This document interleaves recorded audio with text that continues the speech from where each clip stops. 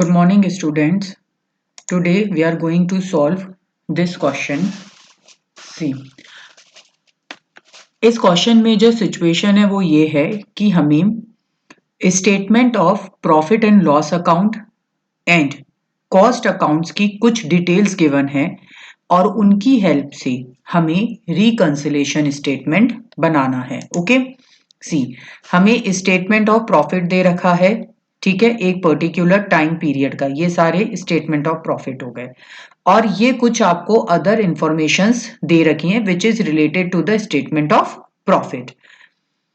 So as per the statement of profit this is your profit.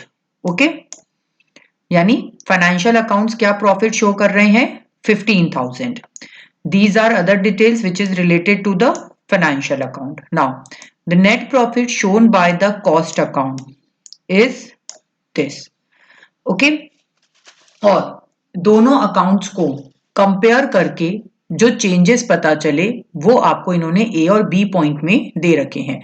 तो इस ए और B point और FA को यूज करके हमें रिकंसिलेशन स्टेटमेंट बनाना है। ओके, सो हेडिंग वही रिकंसिलेशन स्टेटमेंट एनालिसिस दिस। सबसे पहले हम कौन सा प्रॉफिट लेंगे? कॉस्ट अकाउंट का। This is 16,270। ओके, अब financial accounts and cost accounts को कंपेयर करने पर जो रीजंस फाइंड आउट हुए हैं वो ये हैं। फर्स्ट क्या है? The amount charge in the cost account in respect of overheads as follows. Cost books में जो ओवरहेड चार्ज कर रखे हैं ये उनके अमाउंट है और फाइनेंशियल बुक्स में आपने जो ओवरहेड चार्ज कर रखे हैं वो अमाउंट आपको यहां पर दिए हुए हैं। No charges has been made in the cost account in respect of debenture interest. Obviously debenture interest हमारा फाइनेंशियल टर्म होता है तो उसको हम वैसे भी, फाइनेंशियल आइटम होता है तो उसको हम वैसे भी कॉस्ट बुक में नहीं दिखाते हैं। ठीक है, तो ये वो रीजन इनको पता चले जिसके कारण दोनों बुक्स की प्रॉफिट्स में डिफरेंस आया है। ओके, सो अब अगर हम सबसे पहले देखें तो आप देखिए यहां पे एक्सपेंसेस में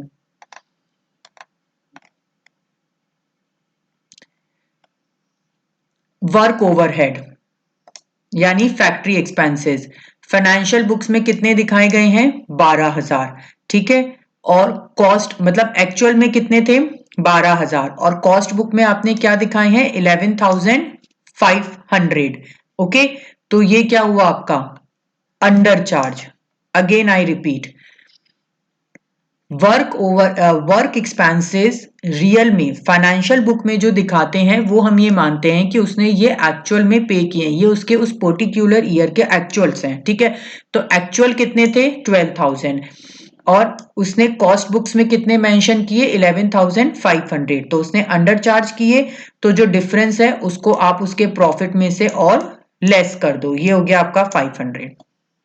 नेक्स्ट ऑफिस, ऑफिस ओवरहेड यानी administrative expenses, both are same thing. Administrative expenses actual कितने हैं? 4,500, बट उसने कॉस्ट बुक्स में कितने एस्टिमेट कर दिए? 4,590, यानी कि ओवर एस्टिमेट कर दिए। ठीक है, तो उस एक्सपेंसेस के ओवर एस्टिमेट इफेक्ट को हटाने के लिए उसको ऐड कर दो डिफरेंस से। Next selling, selling and distribution expenses real में कितने हैं? 6,500 और उसने कॉस्ट बुक में ओवर एस्टिमेट कर दिए हैं तो वही डिफरेंस को वापस से ऐड कर दो। ओके, सो ये डिफरेंस हो गया।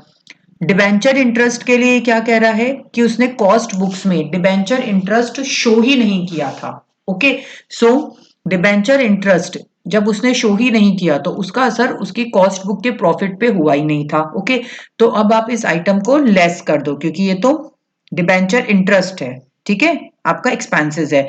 ओके, आपने लेस कर दिया, ये अमाउंट इधर आ गया। डिबेंचर इंटरेस्ट का अमाउंट आपको यही वाला लेना है क्योंकि कोई डिफरेंट अमाउंट नहीं दे रखा है तो इसका मतलब एज इट इज लेना है हमें। ठीक है, सो ये एडजस्टमेंट्स करेंगे आप तो आप फाइनल अकाउंट के प्रॉफिट 15,000 पे पहुंच गए।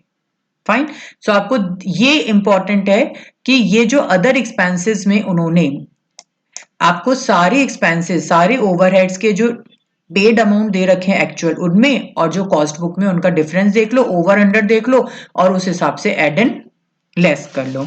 ओके, सो एक तो हमने ये वाली प्रॉब्लम आज डिस्कस करें। इसको आप सॉल्व करके देखिएगा, कोई क्वेरी होगी तो आप मुझसे कमेंट सेक्शन में पूछ लेना। अब मैं आपको नेक्स्ट ये वाला पॉइंट समझा रही हूं, ठीक है। नेक्स्ट प्रॉब्लम है अपनी memorandum reconciliation account when profit as per cost book is given. Okay, from the following P&L account prepare memorandum reconciliation account.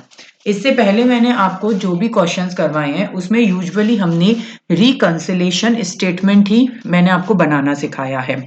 But जब ये चैप्टर मैंने स्टार्ट किया था तो मैंने आपको बताया था कि रिकंसिलिएशन प्रोसीजर में हमारे पास में दो ऑप्शंस होते हैं। एक तो हम रिकंसिलिएशन स्टेटमेंट बना सकते हैं और एक हम मेमोरेंडम रिकंसिलिएशन अकाउंट बना सकते हैं, ठीक है। उसका सारा कॉन्सेप्ट मैंने आपको प्रीवियस लेक्चर्स में बता रखा है। अब इस क्वेश्चन में हम क्या कर रहे हैं कि आपको profit and loss account given है और कॉस्ट बुक का प्रॉफिट गिवन है। प्रॉफिट एंड लॉस अकाउंट के हिसाब से फाइनेंशियल बुक का प्रॉफिट तो ये है 2,15,500 और कॉस्ट बुक का प्रॉफिट क्या है 2,20,000। अब हमें इनको रिकंसाइल करना है। तो solution memorandum reconciliation account. Memorandum reconciliation account को भी हम स्टार्ट कॉस्ट बुक के प्रॉफिट से ही करते हैं। जो कॉस्ट बुक का प्रॉफिट है उसको यहां क्रेडिट में शो कर दिया जाता है, ठीक है। और रिकंसिलिएशन स्टेटमेंट में जो भी आइटम्स आप लेस करते थे उनको क्रेडिट में लिख दो और जो भी ऐड करते थे उनको डेबिट में लिख दो, बस इतना सही है, ठीक है ना। अब हम यहाँ पे क्या देखेंगे कि ऐसे कौन से एक्सपेंसेस हैं चूंकि आपको प्रॉफिट एंड लॉस अकाउंट दे रखा है, ठीक है। तो हमें ये देखना होगा कि प्रॉफिट एंड लॉस अकाउंट में से ऐसे कौन से एक्सपेंसेस हैं जो कि हम कॉस्ट बुक में लिखते ही नहीं है, क्योंकि जो मेन डिफरेंस आया होगा वो तो इसी कारण से आया होगा, ठीक है। तो देखो अब वो एक्सपेंसेस कौन कौन से हैं, लाइक यहां से देखा जाए तो पेनल्टी ये कॉस्ट बुक में नहीं आती है तो ये इसने यहाँ पे डेबिट में लिख दी, ठीक है। Same income tax, interest on capital, ये तीनों ही क्या है प्योरली फाइनेंशियल आइटम्स हैं, तो इनको हम कॉस्ट बुक में लिखते ही नहीं थे, तो कॉस्ट बुक के प्रॉफिट पे इनका इफेक्ट हम अब डालेंगे, ओके, डेबिट में लिख के। Same abnormal wastage of material, ये है एबनॉर्मल आइटम। एबनॉर्मल आइटम भी कॉस्ट बुक में हम नहीं लिखते थे तब, तो अब हम इसको यहाँ पे लिख के कॉस्ट बुक के प्रॉफिट को कम करेंगे। Bank interest on overdraft financial item है, ये भी कॉस्ट बुक में नहीं लिखा गया होगा, इसलिए इसको भी आप डेबिट करोगे। सेम ऐसे ही goodwill written off and cash discount, ये दोनों भी वो आइटम्स हैं जो कि कॉस्ट बुक्स बनाते समय इंक्लूड नहीं किए जाते हैं, ठीक है। सो हमने ये देखा कि प्रॉफिट एंड लॉस अकाउंट में से वो आइटम्स, चूंकि हमें और कोई इंफॉर्मेशन नहीं गिवन है इसीलिए अभी हम प्योरली सिर्फ P&L अकाउंट के आइटम्स पे जा रहे हैं। तो प्रॉफिट एंड लॉस अकाउंट में से वो आइटम्स जो कि प्योरली फाइनेंशियल आइटम्स होने के कारण या एबनॉर्मल आइटम्स होने के कारण हम अपनी कॉस्ट बुक में शो ही नहीं करते हैं, उसका इफेक्ट अब हम अपने मेमोरेंडम रिकंसिलिएशन अकाउंट बनाते समय कॉस्ट के प्रॉफिट पे डाल देंगे, तो वो अपने आप रिकंसाइल होकर किस पे पहुंच जाएगा, फाइनेंस के प्रॉफिट पे पहुंच जाएगा, ओके। तो डेबिट में से यही आइटम हो गए। अब अगर आप क्रेडिट की बात करते हो तो तीनों ही items dividend received, interest received and profit, ये तीनों ही तरीके की इनकम्स को कॉस्ट बुक्स में हम इंक्लूड नहीं करते हैं। तो अब इन तीनों को आपने एज इट इज यहां पर लिख दिया। आपने डिफरेंस निकालोगे, आपका difference as per the profit accounts पहुंच जाएगा, ओके। सो क्या करना है हमें, सिंपल सा कि अगर हमें प्रॉफिट एंड लॉस अकाउंट दे रखा है और हम मेमोरेंडम रिकंसिलिएशन अकाउंट बना रहे हैं, तो सबसे पहले और अदर कोई इंफॉर्मेशंस गिवन नहीं है तो हम purely we are going on the profit and loss account informations, okay. सबसे पहले हम कॉस्ट का प्रॉफिट ले लेंगे, फाइन।